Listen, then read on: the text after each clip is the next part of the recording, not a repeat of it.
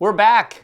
It's crowd control. It's Yeah. not only just been a few weeks this year. It feels like it's been just the beginning of December that we had the last crowd we kind of control. took December and a bit of January off with the As holidays. did a lot and of New Year's. other campaigns. Right, I mean, but- there's not a lot of campaigns. However, the 4 we have to talk about today are running. Right, so that's why we wanted to come back. We were like, there's 4 running right now that we don't want to miss. Some of these are ending this week. Some of these we're catching right in the middle. But I do want to jump right in and start with one that's near and dear to our heart, and that is Everdell Silverfrost. And the reason I say that is we've been following Everdell for a long time. I mean, as has everyone. But I remember doing, the early preview on the very first Everdell and seeing how far it's come. Now, I'll start off by saying I know a lot of people online were getting a little worked up because they did have the deluxe collection. They said that Everdell was done. That's still true. This is not an expansion for Everdell. It's set in the Everdell world, the Right, the Everdell edge universe. of the map, they call kind of it. like Far Shore Right. was. It's almost like a sequel to Far Shore, So, kind of. as with any business, they did Everdell, and they wanted to do more in that world, and people want it. So there you go. Right. I want it because, for one, This one looks cool. Right. No pun intended. I was just going to say, come on, look at the imagery. Actually, I fully intended the pun. I like this idea that they've kind of centered every game around some kind of 3D structure. This time it's a mountain, but it actually does kind of affect the gamer. I mean, I guess you don't need it, but it's cool, and it does actually hold the cards. The Lighthouse in Far Shore just kind of sat there. This one actually does hold components and stuff, much like the original Everdell. But they say that this one is actually kind of a level above what you'd expect from Everdell in complexity. This is like a next step, which for somebody like me that does love Everdell and is ready for maybe a little bit of refreshing gameplay coming in, there's new mechanics added on. There's this idea that you have to first clear the snow out of your area to build your people, to build your village. You have to warm your village. You have to bring fire to keep your people warm. You have to do these quests for the rangers that involve going to the mountain. And what's really cool is you can go up to the mountain and you can call for aid. So very like Gondor-y. You light a beacon, and then these other big animals will come, and you can kind of ally with them, and they will come and help you in the game. Which thematically, that's a really cool premise for me. It is really cool, and I do like. Some people don't like big things sitting on their table. I've never minded that. It's table presence. It makes it really cool, particularly when you're playing with something like Everdell or any of the games in the Everdell line. Oftentimes, you find yourself playing this with maybe new players. Sure. It's a cool thing to show them and to go, oh, this is kind of cool. I've never played a board game like this. Or it might give them nostalgic feelings for old board games of their youth or something. Yeah, this one definitely has the table presence. But this is one that's ending this week. So if you want to back that, especially if you want to get all the deluxified bits and pieces and content, make sure that you back that one.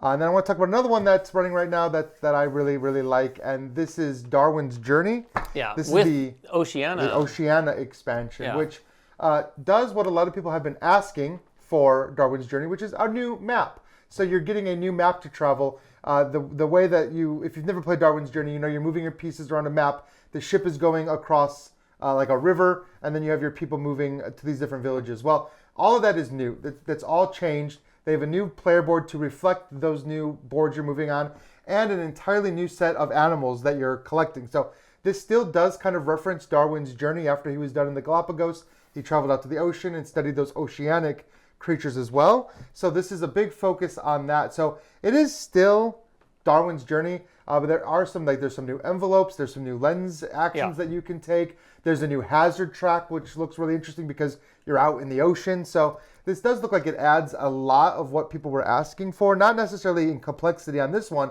but it just in variability. I hope not in complexity. No. I mean, it's a fairly complex game, but I do think this feels like a traditional, good old-fashioned expansion for a medium heavyweight Euro that you'd expect. For sure. And new player boards, new dual-layered player boards, too. So Also some bling, I guess. it's going to get you. Speaking of bling, this next one has a ton of stuff sitting on the table, and it's Master of Orion. This is a big 4X game, so spoiler alert, probably not for me.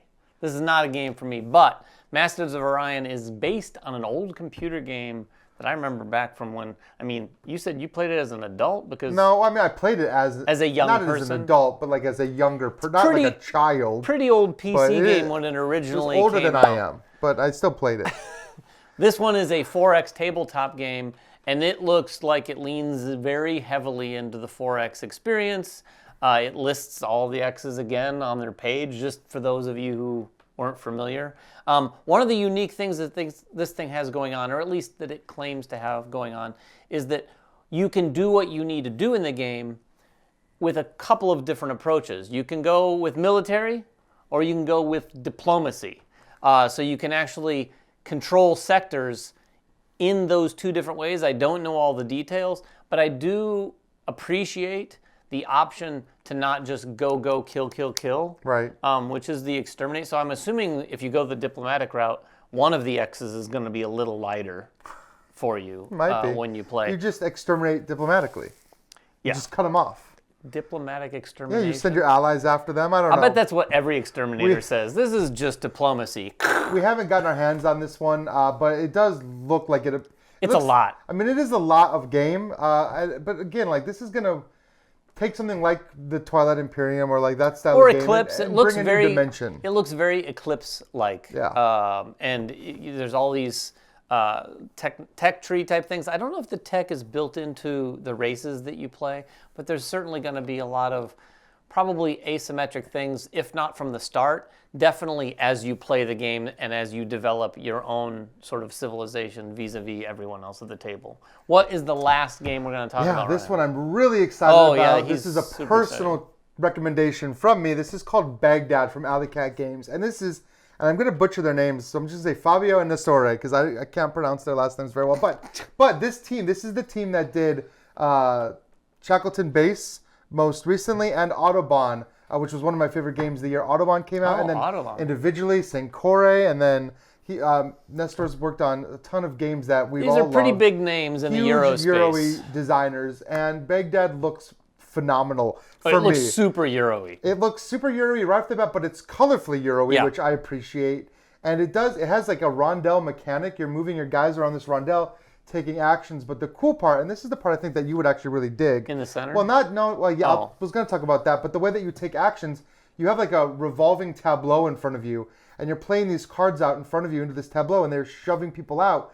But every time you take an action, you're looking at all of the icons you have represented in your tableau, and that's going to factor into how you do that action.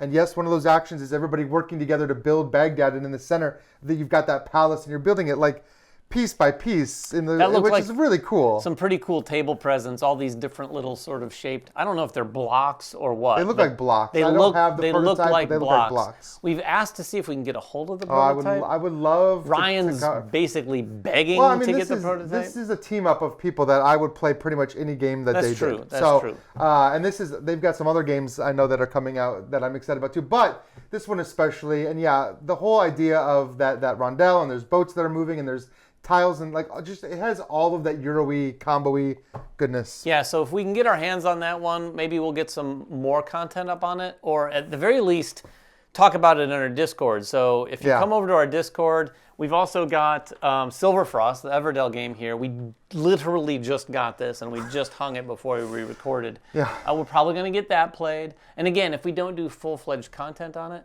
come to our Discord, talk to us about it, because we'll spill all the beans in our Discord. We will, so just let us know. But if you have any questions about any of these, let us know in the comments below. If you know of any other campaigns that we should be talking about, let us know in the comments below. Until next time, though, make sure everyone has fun at the table, and we'll see you then.